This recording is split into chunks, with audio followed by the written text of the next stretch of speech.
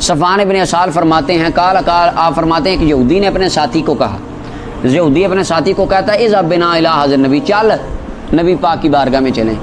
فقال له صاحبہ، ساتھ والا یہودی کہتا ہے لا تقل نبی، اے نبی نہ کہہ، نبی نہ کہہ، انہ لو سمعک، اگر انہوں نے سن لیا نا تجھے تو ان کی 4 آنکھیں ہو جائیں گی۔ کیا مطلب؟ جیسے اپنا ہمارے پنجابی عرف کے اندر بولا جاتا ہے کسی بندے کا نکاح ہو جائے نا، رشتہ ہو جائے، منگنی وغیرہ، کہتے ہیں یہ تو پیر ہی نہیں لگتے زمین پہ، ہمارے بات بولے کیا مطلب؟ خوشی، یہ دیکھیں خوشی کے لیے بولا جاتا ہے، حالانکہ پاؤں اس کے لگ رہے ہوتے ہیں زمین پہ کہ نہیں، خوشی کے مترادف یہ جملہ بولا جاتا ہے۔ اسی وجہ سے اس نے کہا او یہودی، وہ کم از کم تو نبی نہ کہے، اگر انہیں پتہ چل گیا ان کی 4 آنکھیں، کیا مطلب؟ انہوں نے خوش بڑے ہو جانا کہ یہودی بھی مجھے نبی کہتے ہیں، حالانکہ پتہ تو اس کو تھا کہ آپ اللہ کے دیکھ لیں۔ یہ دیکھیں امام یہ، اچھا یہ آگے میں آخر میں عرض کرتا ہوں کہ یہاں پر اس حدیث کو لانے کا کیا مقصد ہے۔ اچھا فرمان اوے تو نبی نہ کہہ، چل آ چلیں۔ وہ آئے رسول اللہ کی بارگاہ میں، انہوں نے پوچھا ان آیات بینات، نشانیوں کے بارے میں۔ نبی صلی اللہ علیہ وسلم سے کس کے بارے میں پوچھا؟ نشانیوں کے بارے میں پوچھا۔ نبی صلی اللہ علیہ وسلم نے فرمایا، حضور نے ان کو بتا دی۔ اچھا یہ نشانیاں کون سی تھی؟ کن نشانیوں کے بارے میں پوچھا؟ مولا علی قاری فرماتے ہیں نشانیوں سے مراد موسیٰ علیہ السلام کے معجزے تھے، موسیٰ علیہ السلام کے عصا، آپ کے عصا کا اژدہا بن جانا، آپ کا ہاتھ، اور طوفان کا آنا، اور قرآن میں جن کا ذکر ہے والجراد والقمل والضفادع والدم آیات مفصلات، یہ جو آیات مفصلات تھی یہ انہوں نے پوچھی کہ جناب کتنی ہیں؟ اب قرآن میں وہ تھیں، نبی علیہ السلام نے ان کو بیان کی۔ اس کے بعد آقا کریم علیہ السلام نے ان کو فرمایا اللہ کے ساتھ شرک نہ کرو، چوری نہ کرو، زنا نہ کرو، قتل نہ کرو، اللہ نے جس جان کو حرام کیا ہے، ولا تمشوا ببر الی ذی السلطان، اور فرمایا کہ کسی بندے کے اوپر الزام لگا کر اس کو کسی حاکم کے پاس نہ لے جاؤ تاکہ اس کو قتل کر دے، یعنی کسی کے اوپر جھوٹا مقدمہ کروا کے اس کو پھنسا کے قتل نہ کرواؤ، جعلی پرچے نہ کرواؤ، یہ مطلب۔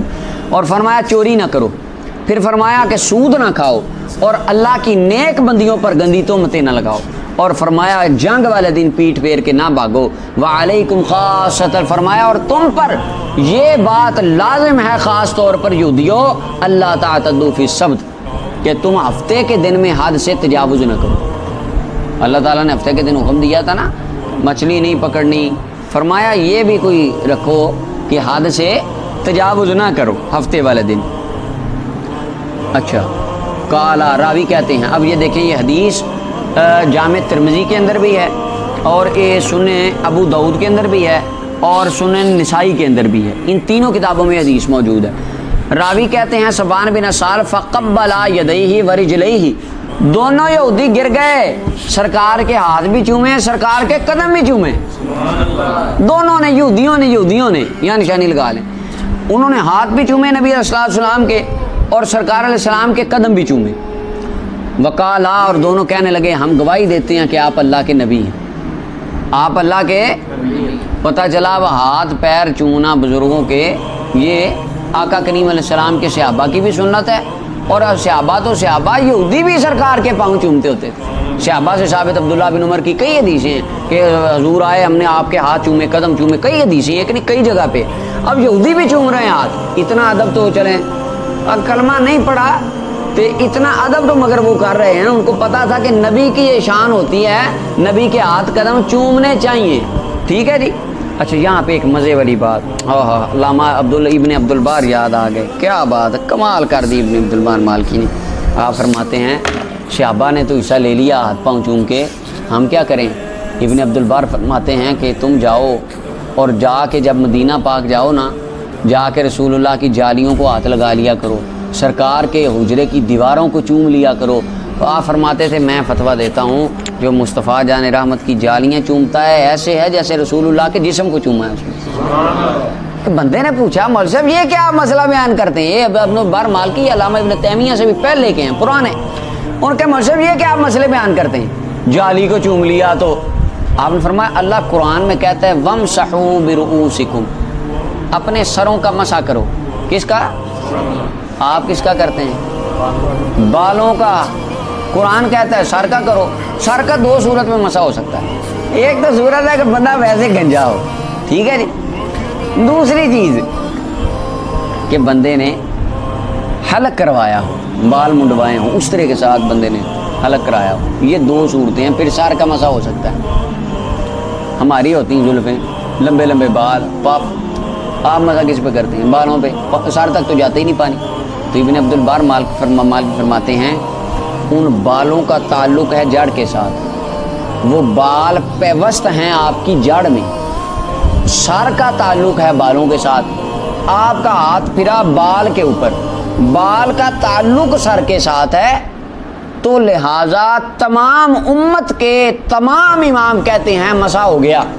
مسا بال کا تعلق سر کے ساتھ ہے.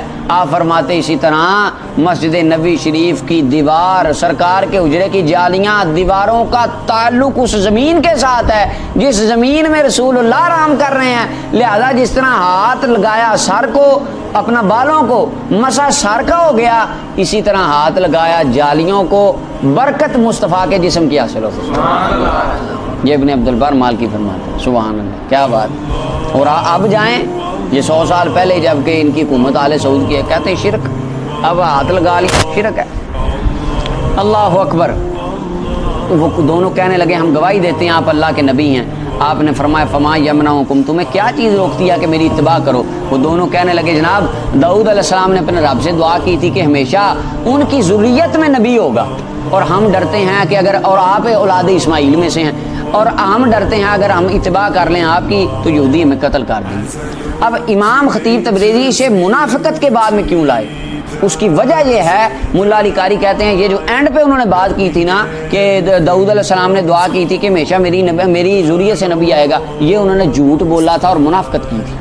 حالانکہ داؤد علیہ السلام نے یہ بات, اور داؤد علیہ السلام تو پڑھتے ہوتے تھے زبور کے اندر, اللہ تعالیٰ اوحی اللہ الی داؤد فی الزبور یا داؤد, اے داؤد, کس طرح وہ الفاظ ہیں, وہ حدیث دلائل النبوہ کی, فرمایا سیاتی من بعدک نبی اسمہ احمد مولدہ بمکہ مہاجرہ بطیبہ, اے داؤد ان قریب تیرے بعد ایک نبی آنے والا, نام اسم گرامی احمد مجتبیٰ صلی اللہ علیہ وسلم ہوگا, مکے میں پیدا ہوں گے, ہجرت کر کے مدینے جائیں گے, اور ان کی نشانیاں نبی صلی اللہ علیہ وسلم کی بیان کی. وہ جس طرح فی جلندری کا شعر, وہ جن کے نام کی داؤد نے مدح سرائی کی, وہ جن کے نام سے شاہ سلیمان نے گدائی کی, وہ جن کا ذکر ہوتا ہے زمینوں آسمانوں پر, موزن کی اذانوں پر, اور آگے بھی اس طرح کچھ کر کے, وہ بڑا زبردست. یعنی اب داؤد علیہ السلام آپ جانتے تھے, اور وہ حدیث میں آتا ہے اللہ تعالیٰ نے ہر نبی کو بتایا کہ تیرے بعد میرے نبی آئیں گے, ان قریب آئیں گے, اور ہر نبی اپنی امت کو جمع کر کے ان سے وعدہ لیتے ہوتے تھے کہ اگر میرے وصال کے بعد تمہاری زندگی میں جناب محمد رسول اللہ صلی اللہ علیہ وسلم آ جائیں, تم سب نے ان کا کلمہ بھی پڑھنا ہے, ان کی اطاعت بھی کرنی. لہٰذا یہ جو یہودیوں نے بات کی نا کہ داؤد علیہ السلام تو کہہ کے گئے نبی میری امت میں ہوگا, میری اولاد میں, یہ ان کی بات منافقت پر مبنی تھی اور انہوں نے جھوٹ بولا.